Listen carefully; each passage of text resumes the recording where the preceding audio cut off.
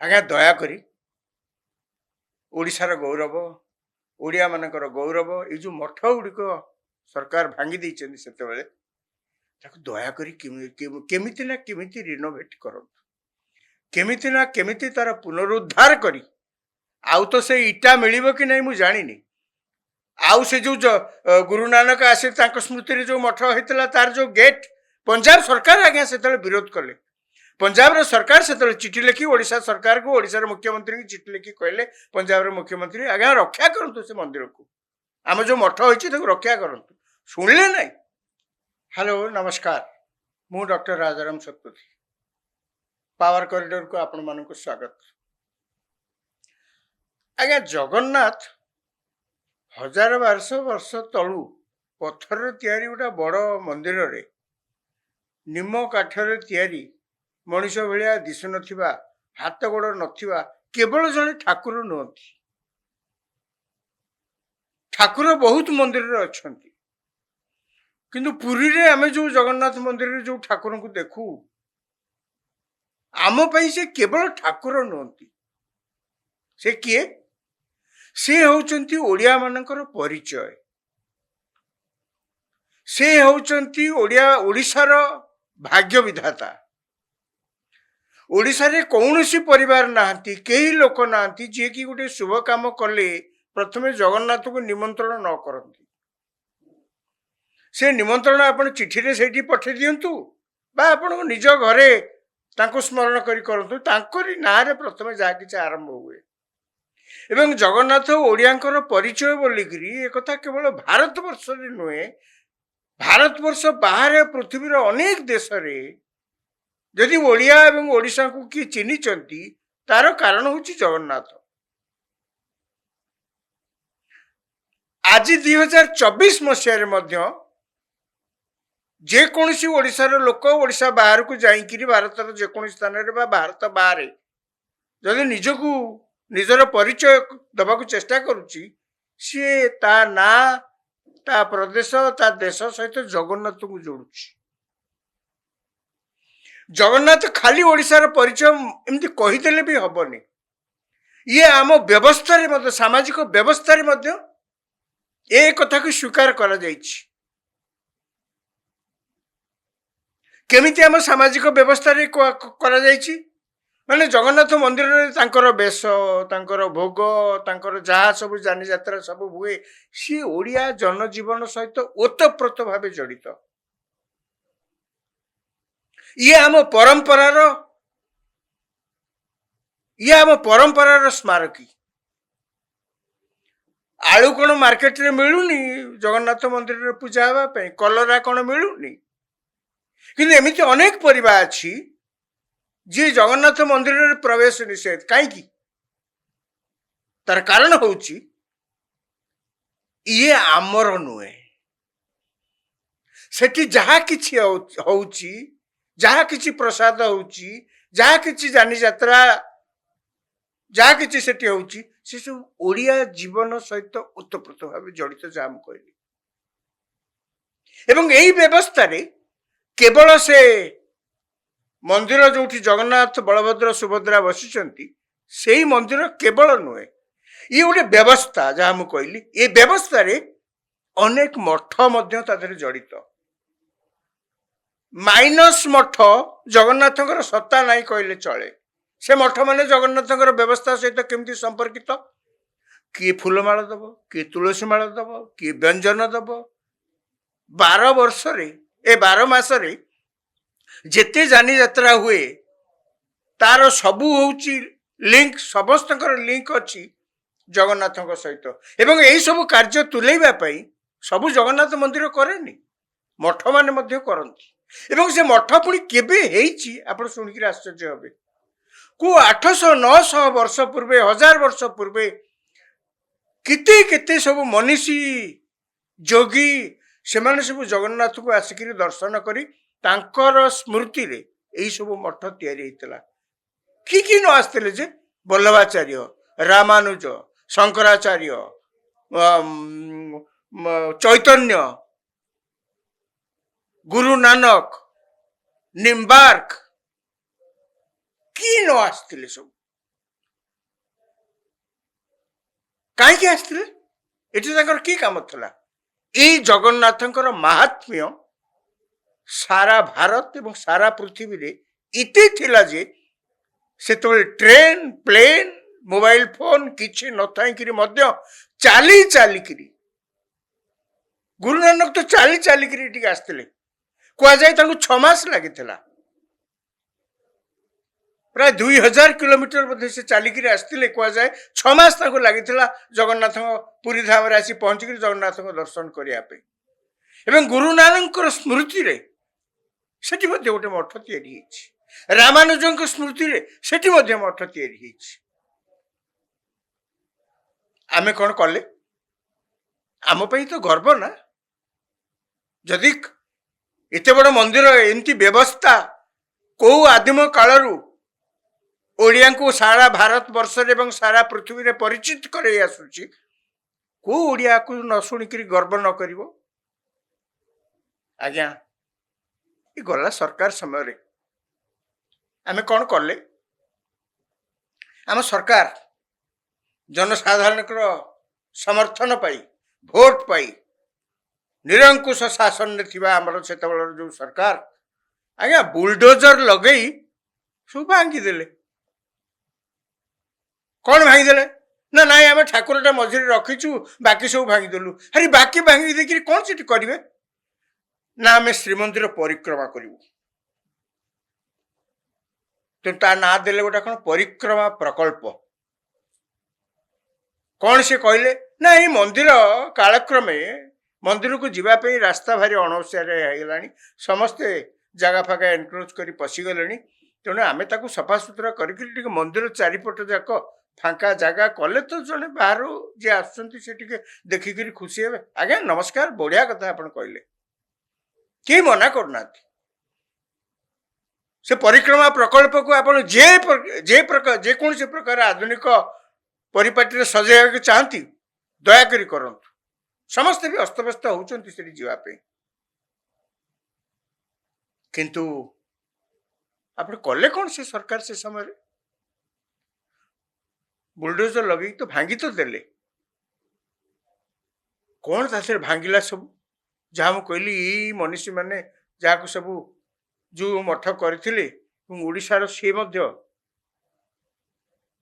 ଓଡ଼ିଶାର ପରମ୍ପରା, ଓଡ଼ିଶାର ଗର୍ବ ସେଇ ମଠରେ ମଧ୍ୟ ଲୁଚିକିରି ଅଛି। ମୁଁ ଏ କଥା କହିବାର ଉଦ୍ଦେଶ୍ୟ ଆଜି ଯେ ବର୍ତ୍ତମାନ ଯୋଉ ବିଜେପି ସରକାର ଓଡ଼ିଶାରେ ଆସିଛି, ମୋହନ ଚରଣ ମାଝୀଙ୍କ ସରକାର, ସିଏ ଘୋଷଣା କରିଛନ୍ତି, ଆଇନ ମନ୍ତ୍ରୀ ଘୋଷଣା ଆ ଭିତରେ କରିଛନ୍ତି ଯେ ଯୋଉ ପରିକ୍ରମା ପ୍ରକଳ୍ପର ଡିଜାଇନ କି ପରିବର୍ତ୍ତନ କରାଯିବ। 1, 2ରେ ସେଠି ନାମଯଜ୍ଞ, ଜ୍ଞାନ ଯଜ୍ଞ ଇତ୍ୟାଦି ଇତ୍ୟାଦି କ'ଣ ସବୁ ମଣ୍ଡପ ସେଠି କରିବା କଥା ତାକୁ ମଧ୍ୟ କରାଯିବ। 2 ମାସ 3 ମାସ ଭିତରେ ଏ କାର୍ଯ୍ୟ ଆରମ୍ଭ ହେବ ଏବଂ ଓଡ଼ିଶାର ପରମ୍ପରା କାରୁକାର୍ଯ୍ୟ ୟାକୁ ଦୃଷ୍ଟିରେ ରଖି କରାଯିବ। ଭଲ କଥା, ଯଦି ସେମିତି କିଛି କ'ଣ କରୁଥାନ୍ତି ଭଲ କଥା। କିନ୍ତୁ ଆମ ଦୁଃଖ ଅଲଗା। ଆପଣ ସେଠି କ'ଣ ଯଜ୍ଞ କରିବେ କ'ଣ ନାହିଁ ଆମ ଦୁଃଖ। ଆମର ଦୁଃଖ ହଉଛି ଏ ମଠକୁ କିଏ କରିବ? ସେତେବେଳେ ଅନେକ ପ୍ରତିବାଦ କରିଥିଲେ, ପ୍ରକଳ୍ପ କରନ୍ତୁ, କିନ୍ତୁ ସେ ମଠକୁ ଭାଙ୍ଗନ୍ତୁନି। କାହିଁକିନା ସେଠି ଆପଣ ମଠ ଭାଙ୍ଗିଦେଲା ପରେ ଆପଣ 15 ମହଲାର କୋଠା ସେଠି କରିପାରନ୍ତି, 20 ମହଲାର କୋଠା କରିପାରନ୍ତି, ଆଉ ସବୁ କ'ଣ ଆଧୁନିକ ପରିପାଟିରେ ସେ ଅଞ୍ଚଳକୁ ଆପଣ ସୌନ୍ଦର୍ଯ୍ୟକରଣ ତାର କରିପାରନ୍ତି, କିନ୍ତୁ ତାକୁ ଆଉ ମଠ କୁହାଯିବନି। ତାକୁ ଆଉ କିଛି ନାଁରେ କୁହାଯିବ, ମଠ କୁହାଯିବନି। ଏ ମଠ ହଉଛି ଆମର ହେରିଟେଜ। ୟାକୁ ଦେଖିବା ପାଇଁ ଏଇଠି କାହିଁକି ସାରା ପୃଥିବୀରେ ୟୁରୋପ ଯାଉଛନ୍ତି ବୁଲିବା ପାଇଁ ଲୋକ। କ'ଣ ଦେଖିବାକୁ ଯାଉଛନ୍ତି? କ'ଣ ସେଠି ଦେଖିବାକୁ ଯାଉଛନ୍ତି? ସେଠି କ'ଣ ପିଚୁ ରାସ୍ତା, ଚଉଡ଼ା ରାସ୍ତା ଆମର ଏଠି ନାହିଁ କି ଆଜିକା ଦିନରେ? କାହିଁକି ତ ଲୋକ ଯାଉଛନ୍ତି? କୋଉ ଯୁଗର ପ୍ୟାଲେସ ସେଠି ଅଛି ତାକୁ ଦେଖିବାକୁ ଯାଉଛନ୍ତି। କୋଉ ଯୁଗର କଳଙ୍କି ଲାଗି ଯାଇଥିବା, ଅଚଳ ହେଇକିରି ପଡିଥିବା ନଈ କୂଳରେ କାରଖାନା, ତାକୁ ଦେଖିବାକୁ ଯାଉଛନ୍ତି। କାହିଁକି? ସେ କାରଖାନାକୁ କ'ଣ ସେ ଦେଶର ସରକାର ଭାଙ୍ଗିକିରି ତାକୁ ଆଇରନ୍ ସ୍କ୍ରାପ୍ କରି ସ୍କ୍ରାପ୍ ଡିଲର ପାଖରେ ବିକି ନଥାନ୍ତେ? କାହିଁକି କରିଛନ୍ତି? କାହିଁକି ଥୋଇଛନ୍ତି? टिकट काटिकी लोक जाऊँ लक्ष लक्ष टंका खर्च कर लोक जाऊँ देखा कौन से देखा अच्छे कहीं से कलंकी लगी जाइथिबा से जुगर कारखाना आज 2024 मसीह एवं आउरी अनेक परपीढ़ी पे अनेक वर्ष पे स्मारकी तांको अतीतर कार्यकुशलतार प्रमाण आमर भी सी